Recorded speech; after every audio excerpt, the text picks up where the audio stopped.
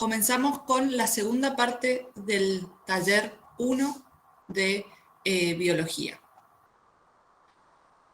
Entonces, la consigna que tenemos que trabajar ahora es la siguiente.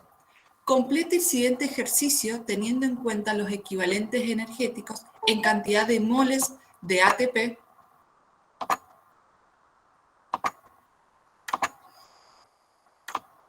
mediante un proceso aeróbico en cada uno de los siguientes compuestos mencionados a continuación.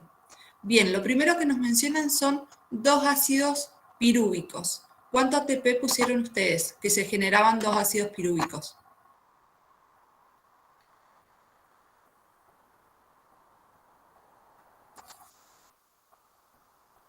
¿Lo pudieron hacer? ¿Sí? Este era el que ayer más o menos lo mencionamos, donde estaba el ácido pirúvico acá. Entonces lo que teníamos que contar es que esta tablita es por cada glucosa. Entonces una glucosa generaba dos ácidos pirúvicos, por lo tanto había que partir desde acá.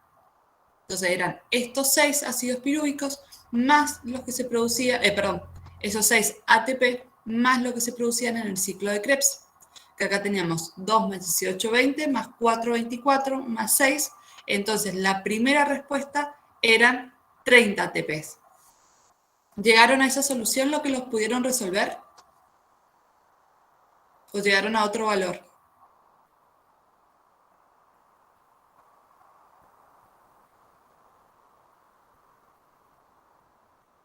Por chat, si me quieren contestar, también puede ser.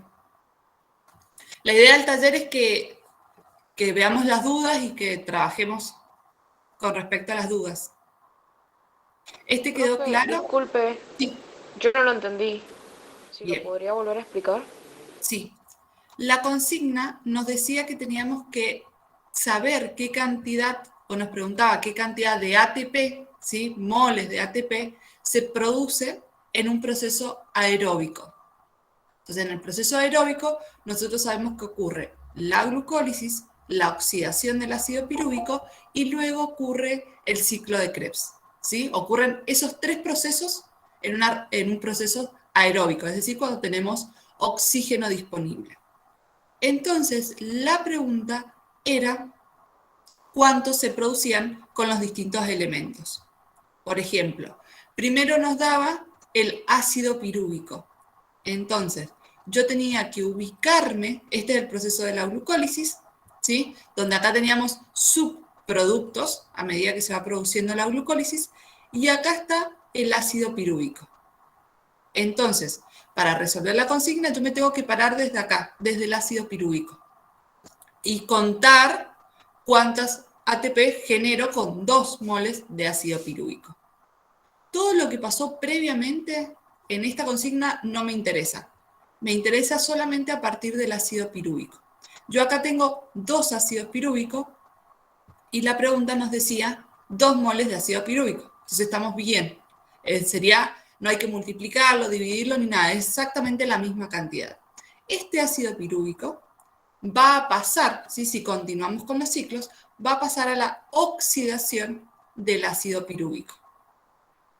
¿Sí? Y luego, cuando termine la oxidación del ácido pirúvico, va a generar acetil-CoA y ese acetil-CoA va a ingresar al ciclo de Krebs. ¿Sí? Pero en esos dos procesos, en la oxidación del ácido pirúvico y en el ciclo de Krebs, se van a ir generando moléculas de ATP, que es lo que a mí me interesa. O por lo menos la pregunta es lo que hace referencia en la pregunta. Entonces, en el ácido pirúvico, en la oxidación del ácido pirúvico, se van a formar, como tengo 2 moléculas de ácido pirúvico, se va a formar NAD, ¿sí? NAD reducido. Este NAD reducido se va a transformar, a medida que pasan los procesos, cada NAD en 3 ATP. Por lo tanto, como yo tengo 2 ácidos pirúvicos, en la oxidación del ácido pirúvico voy a obtener 6 ATP. Entonces, en este naranjita lo que yo hice, pasar de ácido pirúvico a acetil-CoA. Durante ese proceso obtuve 6 ATP. Luego, ese acetil-CoA va a ingresar al ciclo de Krebs. En el ciclo de Krebs, como tengo dos ácidos acetil-CoA, porque de cada ácido pirúvico obtuve dos acetil-CoA, de cada ácido obtuve un acetil, por lo tanto tengo dos, va a pasar al ciclo de Krebs. Por cada acetil-CoA en el ciclo de Krebs voy a generar una molécula de ATP directa, después voy a formar 3 moléculas de NAT reducido y voy a formar una molécula de FAT reducido. Cada FAT va a transformarse en 2 ATP y cada NAT va a transformarse en 3 ATP. Entonces, como resultado final del ciclo de Krebs, voy a obtener 2 ATP, 18 ATP y 4 ATP. Este ciclo de Krebs van a ser 24, más los 6 del ácido pirúvico, 30. ¿Se entendió ahora? Sí, profe, ahí lo entendí. Bien, vamos al siguiente. Decía 4 moles de fosfoglicerato. Entonces acá tengo que tener en cuenta que van a ser 4 moles. Esperen. Busco acá el fosfoglicerato. Si no me equivoco, sí. El 3-fosfoglicerato. 3-fosfoglicerato lo tengo acá. Me paro acá. Acá tengo 2. Entonces, de acá para adelante tengo que empezar a contar los ATP. Agua no me forma ATP y acá me forma 2 ATP, más el ácido pirúvico. Si nosotros continuamos esa cadena, sabemos que el ácido pirúvico me daba 30. ¿Hasta acá me siguen? Sí, profe. Bien, entonces, esos 30 más los 2 que teníamos acá van a ser 32 ATP a partir de 2,3-fosfoglicerato. Pero en cambio acá yo tengo, entonces van a ser 32. Pero acá me piden 4 moles y los 32 son para 2 moles. Por lo tanto, lo que tengo que hacer es multiplicar por 2. Entonces, en total me va a dar 64 moléculas de ATP. ¿Lo que lo pudieron resolver les dio ese valor?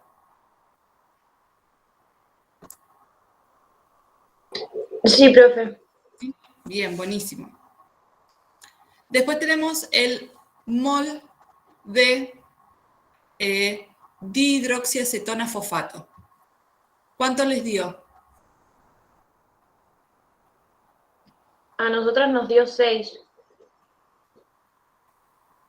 ¿Alguien más lo pudo hacer? Son 20. ¿Sí? Porque, ya vamos a la imagen, tienen acá, no tengo justo acá la imagen. ¿Ustedes qué contaron, Flor, se acuerdan? No. Pero me parece que eran solamente los que nos mostraba ahí, en el gráfico este. No contamos los otros. Bien. Del ácido pirúvico. Porque tenemos acá fructosa, gliceraldehído. Porque la diferencia acá es que nos dice que es 1. Está arriba en la Un mol. parte de glucólisis, en la última parte. Acá está. Ahí. Sí. Perdón. Claro, contamos los 2 NAT de la respiración, los 2 ATP y los otros 2 ATP del fosfoneol, creo.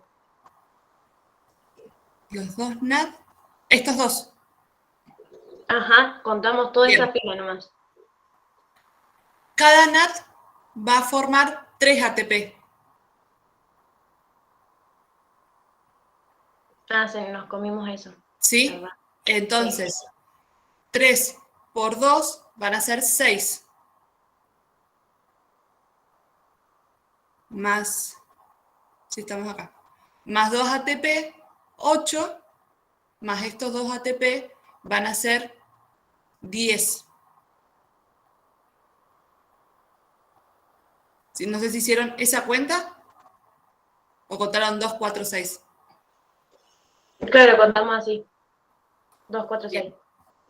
Entonces le faltaría eso.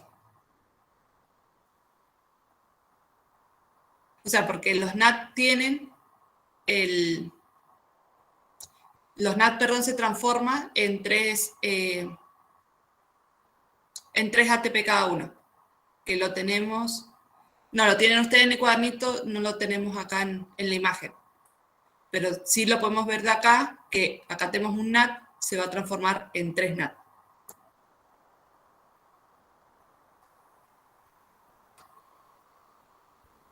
Bien. Entonces, continuamos con el último. El último nos pide... Profe, ¿cuánto tenía Sí, que dar? 20. ¿Nos llegamos a 20? Que partimos de acá. Sí, es ese, sí. A ver si veo bien. Dixoacetona fosfato. Bien, de acá y acá llegamos a tener 10.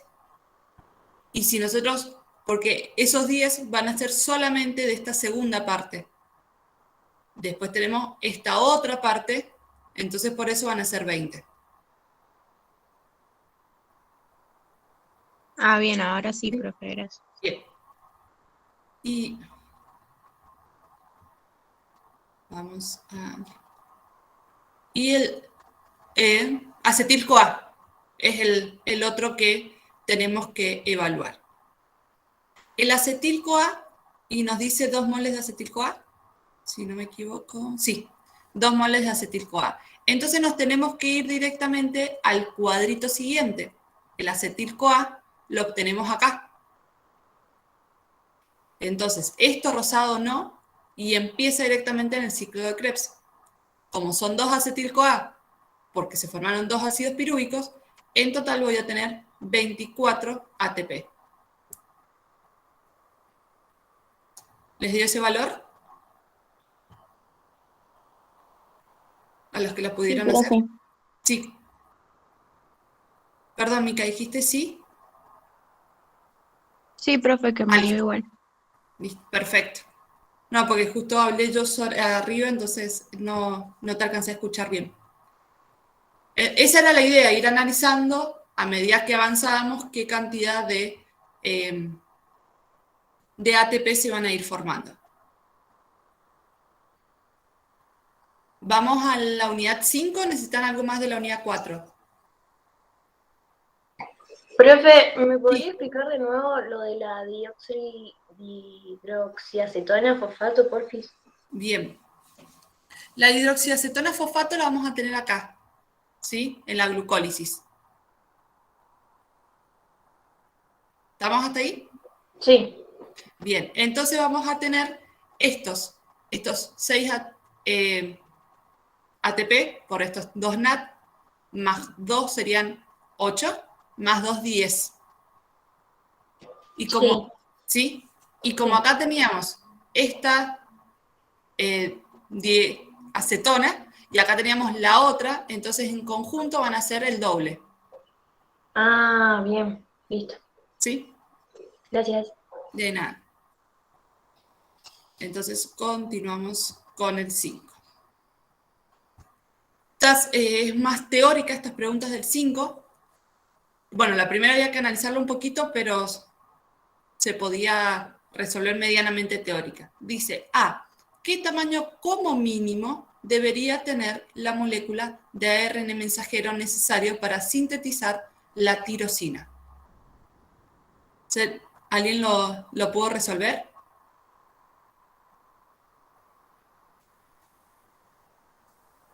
La tirosina sí es un aminoácido que está formado por 2 tripletes. ¿Se acuerdan cuántas moléculas tenían cada uno de los tripletes?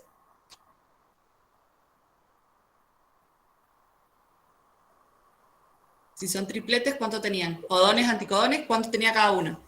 3. 3, perfecto. Entonces, si la tirosina está formada por 2 tripletes, va a tener 6 aminoácidos. ¿Se entiende hasta acá?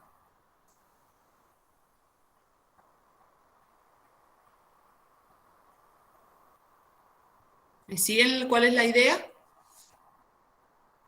Cada uno de los aminoácidos sería lo que debe tener la molécula de ARN mensajero.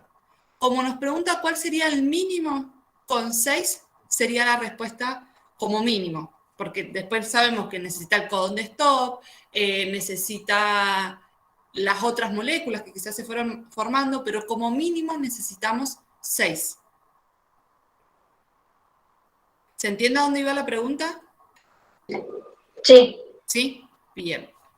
Entonces, la respuesta a eso sería 6. Entonces, si nos preguntan, siempre que nos preguntan la formación de una molécula, como mínimo es el tamaño de esa molécula o de esa estructura que intentemos formar. Quizás le dan una proteína y le dan los distintos aminoácidos. Entonces, como mínimo necesitamos esa cantidad. Vamos a la pregunta B, que esta sí era 100% teórica. Dice, ¿cuáles son las características que mantienen unidas a las cadenas de ADN en su forma de doble hélice? ¿Quién quiere leer? Ese estaba tal cual en el cuadernillo. ¿Profe, le puedo decir? Sí, a vos. Perfecto. Bien. Enlaces puentes de hidrógeno entre las bases enfrentadas. Perfecto. Interacción con moléculas de H2O en los Bien. cursos de ADN. Surcos, perdón, de ADN. Iones metálicos asociados con los fosfatos e interacción por ampliamiento hidrófoba en las bases de la cadena. Bien. A interacción por apilamiento. No sé si dijiste eso o dijiste otra palabra. Leí mal, pero decía por apilamiento, perdón. Bien, perfecto. Exactamente, esos 4 serían las formas o los mecanismos por los cuales el ADN o toda la hebra de ADN se mantiene en conjunto. Gracias, Agos. ¿Querés leer la siguiente, Agos? Que sería Sí, no hay problema. La telomerasa es una enzima que porta un fragmento de ADN o ARN. Y la segunda pregunta es, ¿funciona como ARN primasa o como ADN polimerasa? Bien. La telomerasa es una enzima que porta un fragmento de ARN y que actúa como un ADN polimerasa. Perfecto, ¿sí? Va a tener su inicio primer de ARN y después directamente coloca ADN, por eso es una ADN polimerasa. Perfecto. Y la D nos queda en la siguiente. En la corrección postduplicativa de la reparación del ADN, ¿cuál es la diferencia del mecanismo de reparación por escisión o de salvataje? ¿Querés leerla, Agus? Sí, profe, no hay ningún problema. Gracias. La diferencia es que la de escisión corrige la formación de dímeros de timina, que se generan ante la exposición de rayos UV. Y la de salvataje actúa como un daño generalizado al ADN por agentes externos como la radiación UV o sustancias químicas. Bien. Además, eso estaría perfecto, vamos a complementar un poquito. Además, la reparación por escisión va reemplazando nucleótido por nucleótido de los que están dañados. Entonces sería como un primer proceso de corrección. Y el de salvataje o SOS, como se menciona, es el último recurso que voy a utilizar para reparar el ADN. ¿Por qué es lo último que voy a utilizar? Porque ¿qué es lo que hace? En vez de sacar el fallado y poner uno nuevo, como es el de escisión, que es por corte, el salvataje lo que hace es reemplazar todo, o sea, todo un segmento de ADN que reconoce dañado y va a introducir cualquier otro nucleótido. ¿Sí? Entonces, ahí se puede reducir al liberar o sacar todo lo dañado y poner otros, se reduce la posibilidad de que se produzca una muerte celular de esa célula, porque se reconoce que está tan dañado que directamente lo va a mandar a la apoptosis, que es la muerte celular programada. En cambio, saca todo ese segmento y pone lo que tiene. Puede coincidir o no, puede tener posibilidad de salvar la célula, como que no. Entonces, por eso se usa como en el último momento, por eso es como de salvataje o SOS. Profe, disculpe. En el caso del SOS, ¿puede estar relacionado con las células cancerígenas? ¿Cancerosas? Sí, puede ser. Sí, sí, sí, sí. Gracias. De nada. Seguimos, así nos podemos dedicar un poquito más a las que son teóricas. Profe, Sí, ¿podrías repetir la decisión? la decisión lo que hace es, va reemplazando nucleótidos de la zona dañada. ¿Sí? Va sacando los dañados y colocando unos nuevos correctos.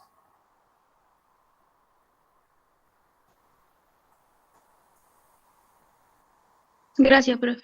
De nada, es como más delicadito manual el cisión. El salvataje corta directamente. Ciclo celular. ¿Cómo estuvieron con este? ¿Los pudieron resolver? ¿Se les costó un poco?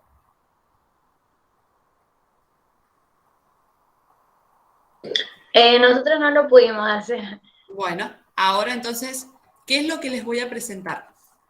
Este cuadrito, ¿sí? Es como un resumen de qué es lo que tiene, cómo están los cromosomas en cada uno de los estadios de la meiosis. Pues estábamos hablando de meiosis porque hay reducción de número de cromosomas. Entonces, profase 1, metafase, anafase, telofase 1 y tenemos la segunda tanda. Y acá vamos a tener los distintos tipos de células que nos da el problema. 2N8, 2N10, 2N4 y 2N16.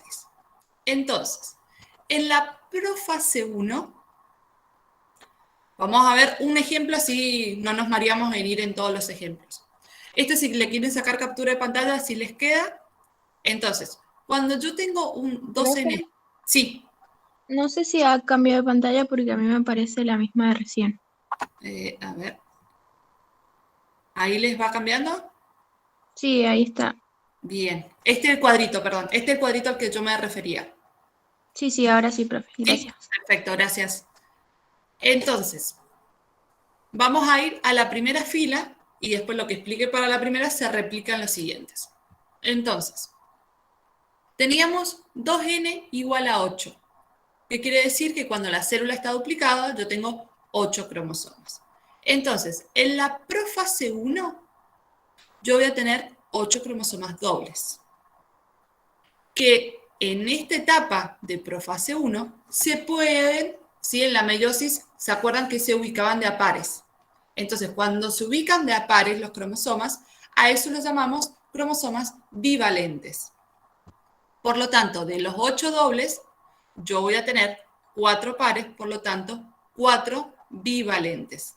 Esto ocurre en la profase 1, porque están haciendo el entrecruzamiento, y se demoran un poquito más, y se mantienen en la metafase 1, porque todavía no se separan. ¿Sí? Yo necesito los dos pares de cromosomas paralelos para después separarlos. Cuando se ocurre la anafase 1, ocurre la separación de esos pares de cromosomas. Por lo tanto, cada núcleo se va a quedar con 4 dobles.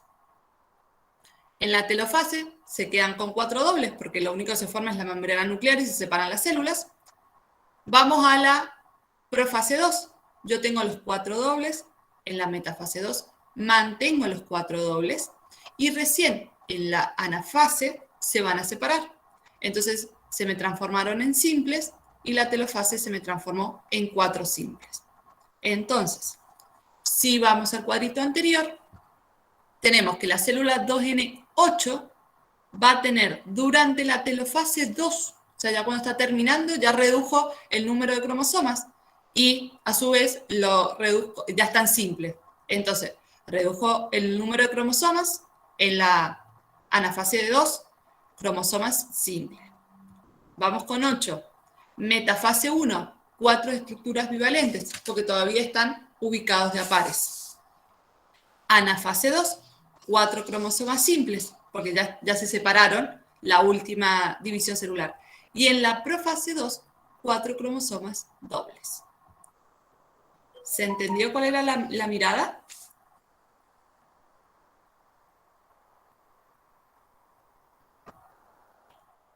¿Sí o quedó medio?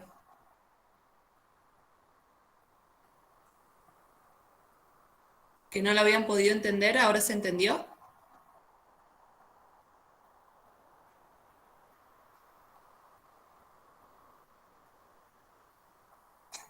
No sé si se me fue el internet o seguimos conectadas. Conectados, perdón. No, estamos. ¿Estamos? Sí, se entendió. O sea, es un pensamiento, teníamos que tener, quizás haciendo esto, después se nos hace más fácil. Las que sí eran fácil eran las que tenían el número 5, porque con el único que coincidía era con el número 10.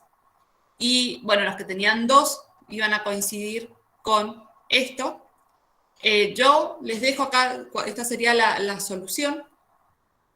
Inténtenlo hacer nuevamente, digamos, ahora que más o menos saben cuál es el caminito, sin mirarlo. Si les quedan dudas, me escriben y vemos las dudas, no hay ningún problema. ¿Seguimos o quieren que veamos algo más de acá?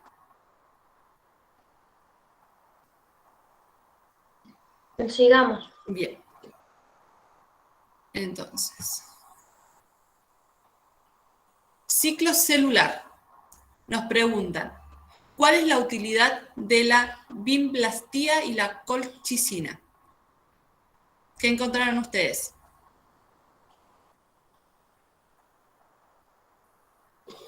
Pusimos que alteran el proceso de ensamblado de los microtúbulos del uso mitótico, bloqueando el proceso de mitosis. Bien, perfecto, ¿sí? Entonces van a alterar ese ensamblado y van a evitar la mitosis. ¿Y por qué se lo ponemos? Porque podría ser un proceso o una posible medicamento o tratamiento para el cáncer, ¿sí? Porque al evitar que se forme el uso mitótico, estamos evitando que se reproduzca la célula. Entonces, si esas sustancias llegan a las células cancerígenas, podríamos evitar la formación o la reproducción de estas células. Gracias, Flor. ¿Te animás a responder la siguiente? Dice, ¿qué particularidad tienen en su proceso de mitosis los eulenoides y los dinoflagelados? Se producen mitosis cerradas, una Bien. membrana nuclear no desemblada. Membrana nuclear no se Desensamblada. No se desarma. Y no se forma uso mitótico. Bien, perfecto. ¿Por qué? Porque los cromosomas, si aquí llamamos interfaces, mitosis cerrada, que el núcleo no se desarma. ¿Pero por qué no se desarma el núcleo? Porque los cromosomas están siempre condensados. Estén o no estén en el proceso de mitosis, siempre están condensados. No es como, por ejemplo, los nuestros, que se desarman los cromosomas, se dilatan, se quedan cromatina, cuando se va a dividir se condensan. Entonces, esa era la gran diferencia. Gracias, Flor. Bien. Y nos queda el verdadero o falso. Entonces, vamos con el verdadero y falso. La ciclina es la subunidad reguladora que varía su concentración en forma cíclica. ¿Qué encontraron? ¿Verdadero o falso? Esa es verdadera. Perfecto, muy bien. La B. El ciclo celular es impulsado por la fluctuación cíclica de la actividad de las sinasas llamadas CDK. Verdadera. Verdadero, perfecto. Bien, esa era la que les podía llegar a generar una duda ahí o un cambio, pero está perfecto. Bien, porque no hablamos de concentración, sino de actividad. Perfecto. C. Distintos seres vivos utilizan mecanismos de reproducción asexual como la hidra, que se reproduce por fragmentación, y las esponjas por gemación. Falsa, está al revés. Perfecto, muy bien, Flor, sí, es al revés. Flor, y bueno, y al equipo, ¿no es cierto? Pues sé que han estado trabajando, voy a la que va hablando. Perfecto, falso, están al revés. Y la última, con respecto al ciclo vital de clamidomonas, podemos decir que es frecuente encontrar una propagación asexual en la estación más rigurosa y cuando las condiciones ambientales son más favorables, se reproducen sexualmente. Verdadera. Esta también sería falsa porque está al revés, ¿sí? Uno cuando lo lee, todos los organismos harían esto, pero la clamidomonas lo que hace como una excepción, cuando las condiciones son buenas, aprovecha y se reproduce al máximo. Como la reproducción asexual le da más descendencia, aprovecha esas buenas condiciones y genera una mayor cantidad de individuos. Y cuando está en ambientes desfavorables, aunque la reproducción sexual le lleve un mayor gasto, prefiere hacer ese gasto y asegurarse en una buena estadía tener mucha descendencia. ¿Sí? Este justo es un caso como una excepción, como vimos ayer con el paramecio, que era como una excepción a lo que hacía el mundo. Así que está bien, digamos, el razonamiento que han hecho, pero justo esto es una excepción. Entonces, la última quedaría falso. ¿Dudas con la unidad 6? No. No, bien. Entonces nos vamos a la unidad 7, que eran los problemas de genética. Este era un poquito complejo. Vamos a ir leyéndolo. No sé si alguien lo pudo llegar a resolver. Sí, nosotros lo hicimos. Bien, entonces vamos a ir de a poco para ir viendo entre todas. Decía, una mujer sin miopía y sin calvicie se cruza con un hombre miope y calvo. Puede ser que haya más de un cruce posible. Si es así, ¿cómo debería resolverlo? Realice al menos 2 de los posibles cruces y compare los resultados. La facultad no les va a pedir que hagan un cruce de dos cruces o los 10 cruces que se pueden llegar a hacer porque tienen muy poco tiempo. Pero ¿cuál es la idea de estos problemas? Que ustedes se vayan entrenando y viendo o pensando, adelantando qué posibilidades podrían tener. Entonces, como información general, la miopía es un factor o un gen ligado al sexo, ¿sí? Entonces, la miopía está ligado al sexo, es decir, que está ligado al cromosoma X o al cromosoma Y. En este caso en particular, está ligado al cromosoma X. Y la calvicie es un gen que está influenciado por el sexo. Dependiendo de que si está la X o está la Y, va a actuar de una manera o de otra manera. Eso sería lo primero que teníamos que analizar. Entonces nos dice, una mujer sin miopía y sin calvicie. La miopía, herencia ligada al sexo, la calvicie precoz, herencia influida por el sexo. Entonces nos dice, la mujer es sin miopía. Como es herencia ligada al sexo, es decir, está en el cromosoma X. Al no tener miopía la mujer, yo puedo asegurar que la mujer tiene una X sana. Pero no sé si tiene las dos X sanas, porque me dice que no expresa la enfermedad. Entonces la otra X puede quedar con dudas.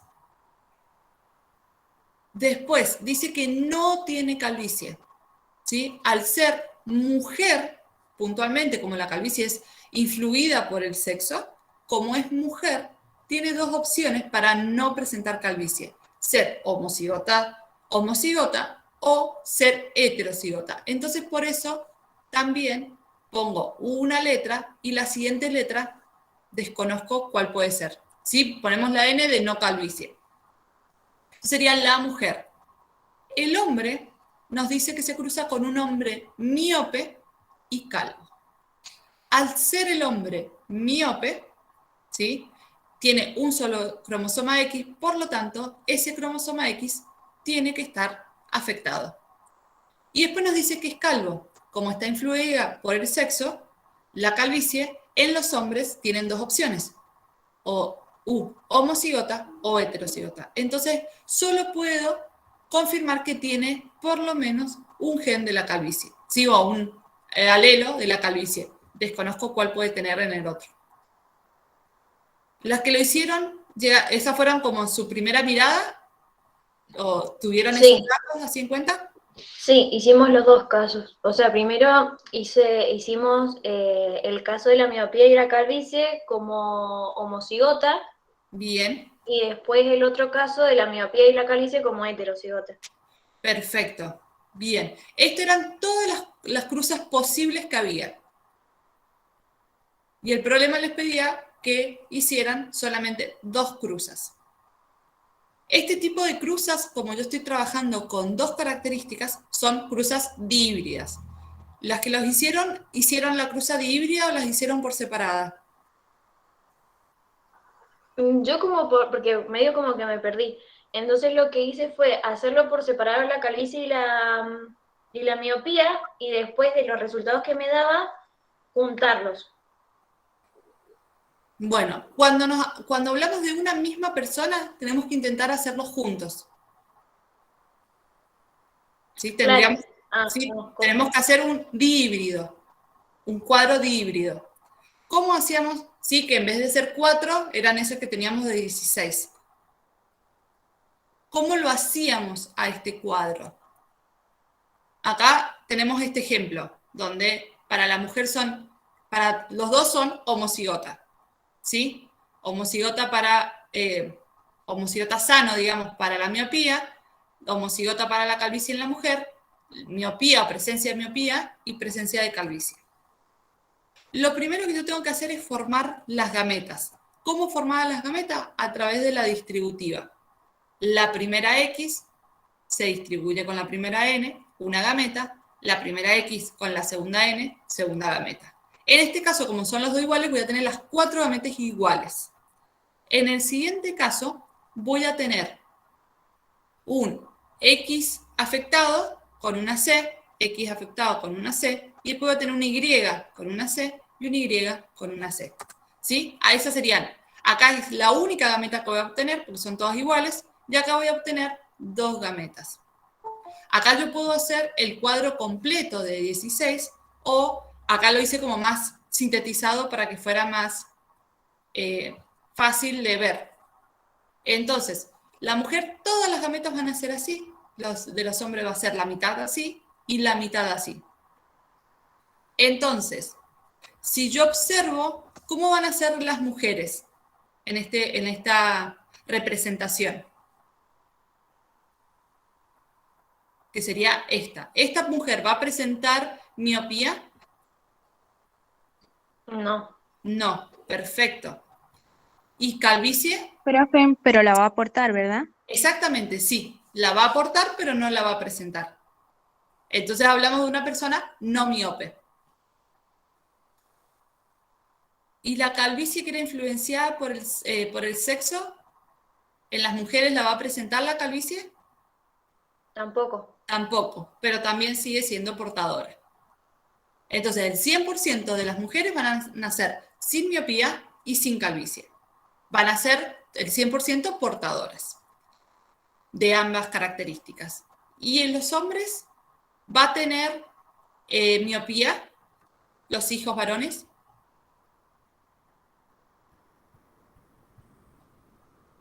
¿No? No, ninguno tiene miopía porque la madre, que es quien le hereda el X a los hombres, no tiene su X sana. Entonces, cualquiera de las 2 X que hubiese recibido está sana. Entonces, no presenta la miopía. Y la calvicie sí va a presentar, sí va a ser calvo, porque al ser influenciada por el sexo, el heterocigota es calvo, en hombres. ¿Sí? ¿Se entendió? No sé si, Flor, te dieron esos resultados. Sí. Bien. Bueno, pero para estar más seguro de que sea correcto, cuando hablamos de la misma persona, tenemos que hacer cruzamientos dihíbridos. ¿Continuamos? Profe, perdón, yo Sí, tengo una duda, porque sí, esto me sí. confunde a la hora de repartir los puntajes, es decir, Las em, gametas.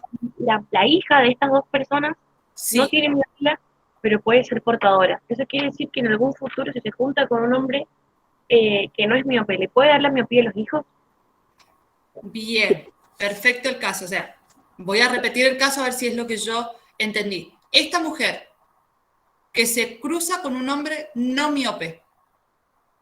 ¿Sí? ¿Ese sería el caso?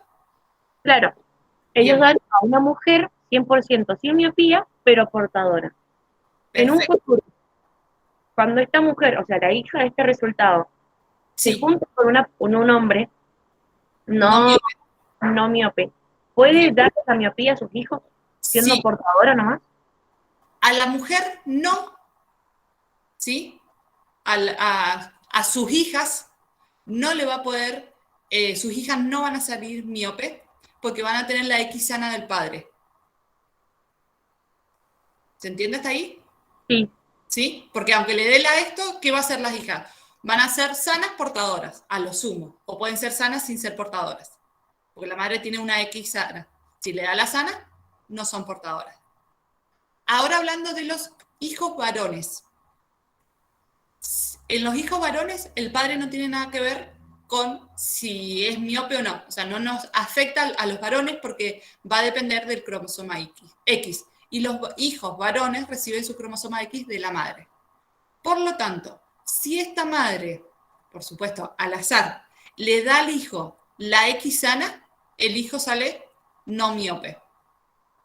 Pero si la madre le da al hijo su X no sana, su X con miopía, el hijo va a tener va a ser miope. bien, perfecto, ahí lo entendí, profe, gracias. Perfecto, de nada. Hay que ver cada caso, o sea, hay que analizar cada uno.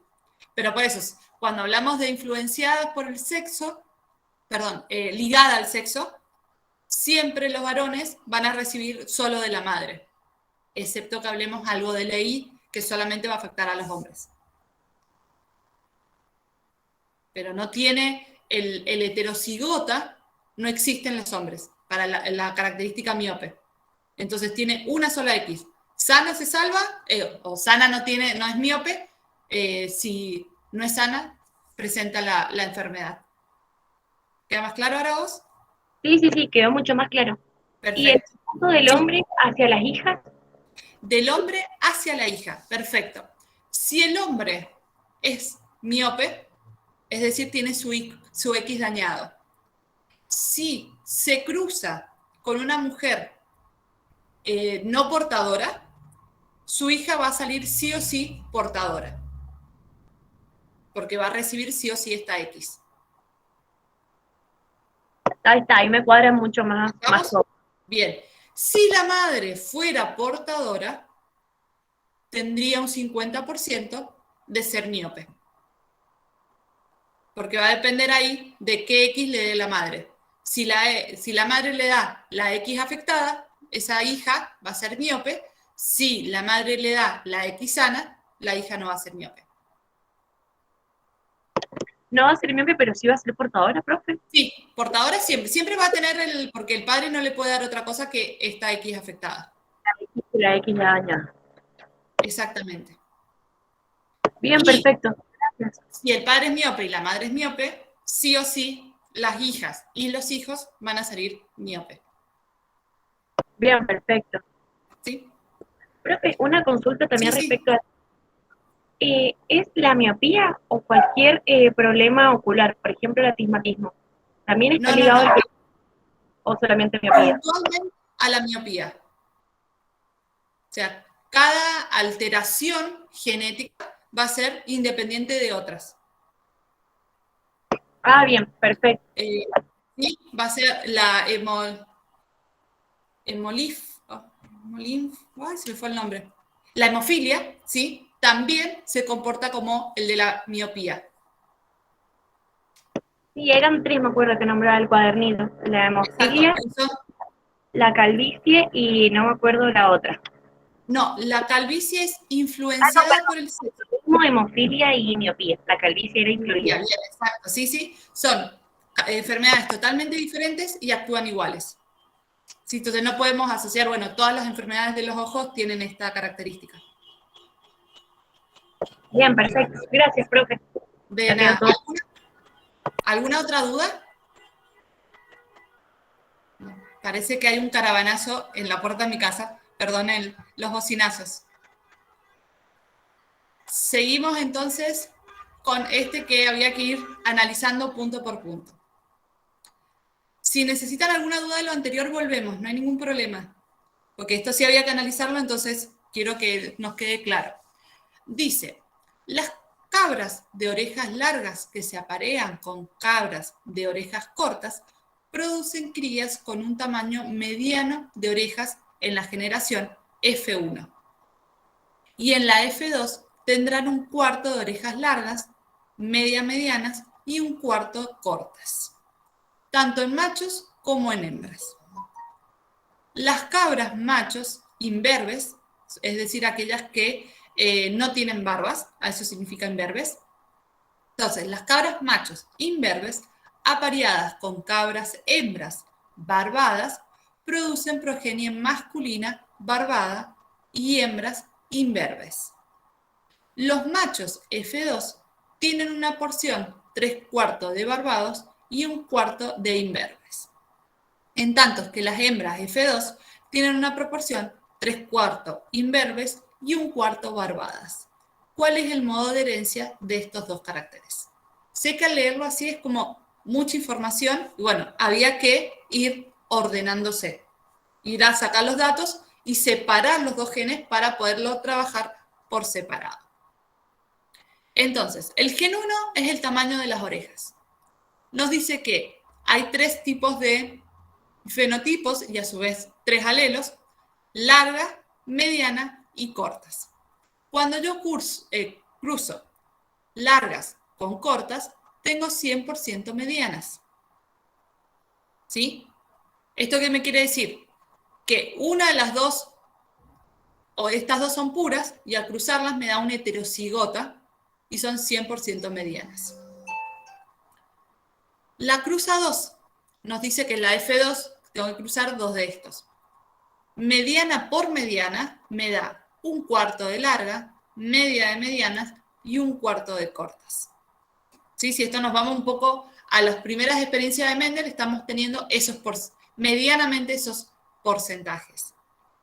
Entonces, el gen 1, ¿qué herencia tenía este carácter? ¿Pudieron llegar a la conclusión? Sí, si yo cruzo 2 y obtengo una tercera opción, ¿qué tipo era?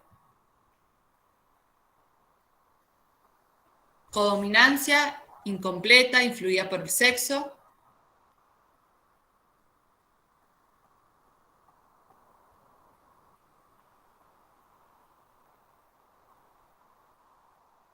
Repaso un poquito los tipos de herencia. La codominancia era cuando se expresaban los dos, ¿sí? Los dos alelos se expresan, ninguno es más fuerte que el otro, y se expresan los dos. Por ejemplo, el grupo sanguíneo AB, ¿sí? Por eso es codominancia, porque los dos codominan. La dominancia incompleta era aquella en la que ninguno de los dos domina y el resultado, el heterocigota, presenta una mezcla. Por ejemplo, cuando cruzábamos las flores, no me acuerdo en este momento la especie, pero era la flor roja con la flor blanca, cuando se cruzaban, el heterocigota generaba una flor rosada. Entonces, en este caso, nos dicen que es tanto en machos como en hembras. Al decirnos eso, nos está indicando que no está ni influenciada ni es ligada al sexo, la característica del tamaño de las orejas. Entonces, como aparece la característica mediana, que es una mezcla de las largas y las cortas, hablamos de una herencia o una dominancia incompleta. ¿Se entendió este primero? Porque ninguno de los dos domina, es una mezcla de ellos.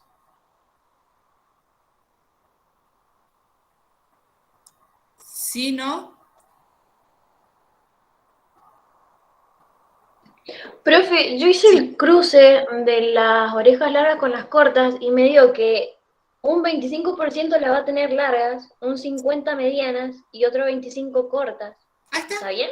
Sí, es el cruce 2, porque vos ahí cruzaste 2 medianas. Ah, listo. Porque si vos cruzás largas por cortas, en este caso estamos hablando como de puras, tenés que cruzar, vamos a ponerle 2A a esta ¿sí? Y 2B a las cortas, Sí, ¿sí? Entonces, cuando las cruzaste, te dieron todas, por así decirlo, heterocigotas, ajá, sí. ¿sí? Y cuando cruzaste esas dos mezclas, ahí te dio un cuarto larga, 50 medianas y 25 cortas, Ah, ahí está. Listo. ¿sí? Cuando hiciste la segunda cruza. Sí, sí, ahí entendí. ¿Ahora sí? Sí. O sea, para tenerlo como más simple, con genética mendeliana, diríamos que las heterocigotas van a presentar la característica intermedia. Entonces, dependiendo cuál sería la cruza, es cuál los resultados. Pero acá tenía el 25% larga, 50% mediana y un 25% cortas. Entonces, la primera, que el tamaño de las orejas, era dominancia incompleta. Vamos al segundo gen, que era el más complicado quizás. Pelos en la barba. Alelos barbados, imberbes, es decir, con barba, sin barba. Entonces, la primera cruz hacía un macho imberbe por una hembra barbada. Y daban como resultado el 100% de los machos barbados y el 100% de las hembras imberbes. Vamos a la cruza 2. Nos decía, de vuelta con la misma, ¿sí? Perdón, al revés. Machos barbados, hembras imberbes. Entonces acá obteníamos el 75% de los machos barbados y el 25% imberbes. Y después teníamos el 75% de las hembras imberbes y el 25% barbadas. ¿Sí? En este caso, lo que tenemos acá es un gen influenciado por el sexo. ¿Sí? Porque nos da esta diferencia. No está ligado, porque las proporciones deberían ser diferentes, porque si está ligado al sexo y la hembra lo tiene, la descendencia de los varones debería ser igual y las hembras deberían tener esa característica. Entonces, el segundo carácter es herencia influida por el sexo, que se vea acá sobre todo.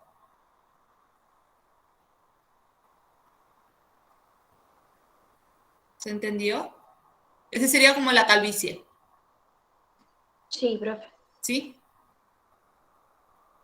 Este era como bastante análisis o ir viendo las proporciones, si nos vamos al cuadernillo, las proporciones que nos van dando en cada uno de los casos. Y llegamos al último de los grupos sanguíneos que en general a odontología le gusta tomar sobre grupos sanguíneos. Entonces, dice C. Ambas abuelas de Lucía tienen grupo sanguíneo O. Su madre es A y su padre es B. ¿Sí? Hablando de fenotipo siempre. Sus hermanos tienen los siguientes grupos sanguíneos, A, B y AB, respectivamente. ¿Podemos afirmar que Lucía tiene grupo sanguíneo O? ¿A este lo pudieron resolver? Sí, profe. ¿Sí? Bien. ¿Querés contarnos, Flor? Sí, a la madre la puse como heterocigota, le puse AO, y Perfecto. al padre BO. Bien. Entonces, ¿Cómo bueno, sacaste esta hice la información? cruza. ¿Ah?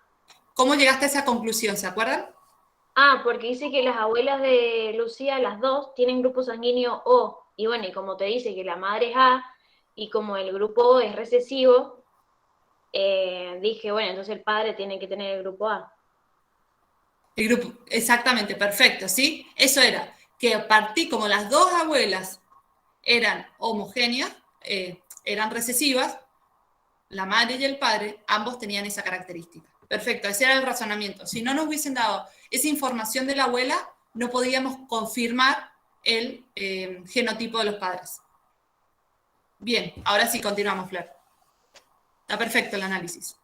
Ah, bueno, y bueno, ya ahí los crucé y me dio AB, que daba con el hermano de Lucía, Perfecto. después BO, AO y después Lucía OO. Bien, entonces, ¿podemos afirmar que Lucía tiene grupo sanguíneo O? Sí.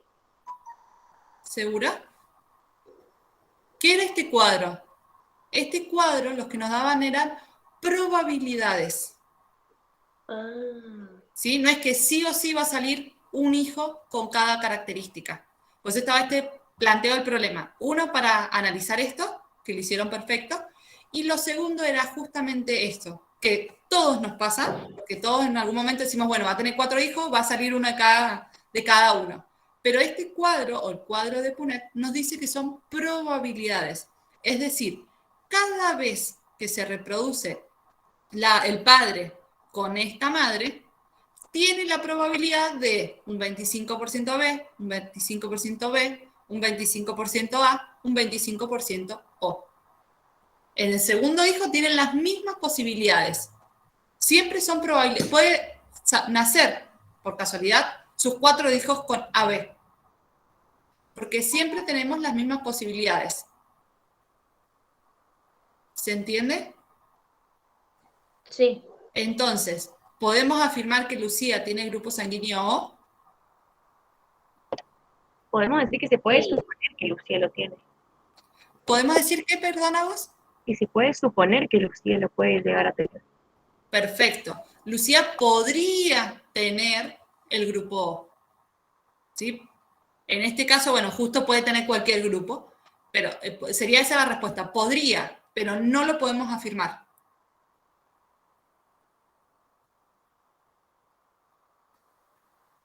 ¿Sí? ¿Se entiende cómo era o cuál era la lógica del problema?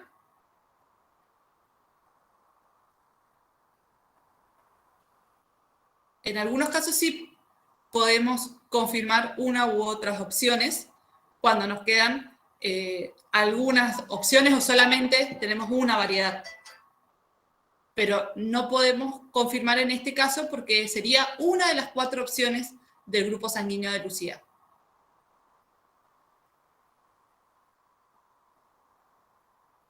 Analizando a los padres, sí podría tener grupo sanguíneo O, pero no necesariamente es obligatorio que tenga el grupo sanguíneo O.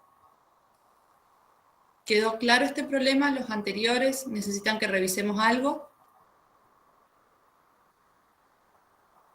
Se entendió. Bien. Hasta acá es este taller. ¿Necesitan que reveamos algo, que revisemos, que nos volvamos a ver alguna pregunta que haya quedado colgada? Que he ido medianamente rápido para llegar a los de genética y analizarlos.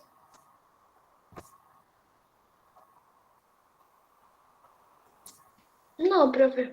Bien, bueno.